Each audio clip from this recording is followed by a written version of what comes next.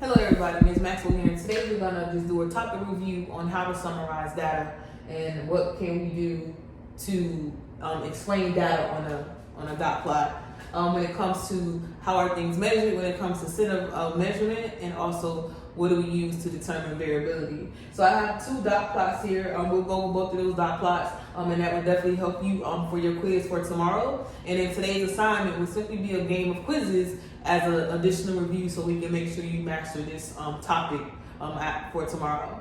So for today, I have test scores on my top dot plot. So these are all test scores, and across the bottom I have percentages. So just by quickly glancing at this first dot plot here, I can see that all of my data is clustered together. So all of it is close together. We know that when it's clustered together, that makes it symmetric. So this is a symmetric distribution. And with symmetric distribution, we know we have to find our mean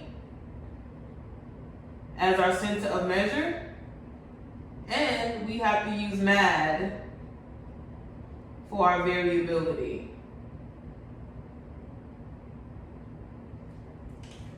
So when you summarize it, it's not asking you to find anything, it's not asking you to calculate anything. It's simply saying, when I look at this data distribution, what can I use or how can I summarize it? So this is mean. I know the mean is going to be the total average of all those scores. And then for me to find my MAD, my variability when it comes to that mean is simply finding the absolute deviations and then dividing them by the total numbers of scores that you actually have. So that is dot plot number one. Number two is game sales and how many of those games are sold each week. Off the bat, I know that this is an outlier, right? It's over here all by itself. Then over here, these are all clustered together. So because there is an outlier, we have to use median as our center of measurement, and with median comes IQR, which is our interquartile range.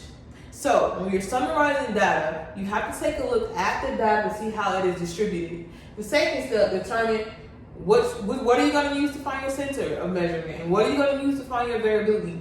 When you know that information, you should be able to look at these and tell me what I'm looking at when you're summarizing this data. So again, you're going to have a quiz today as an additional review to help you for your quiz on tomorrow.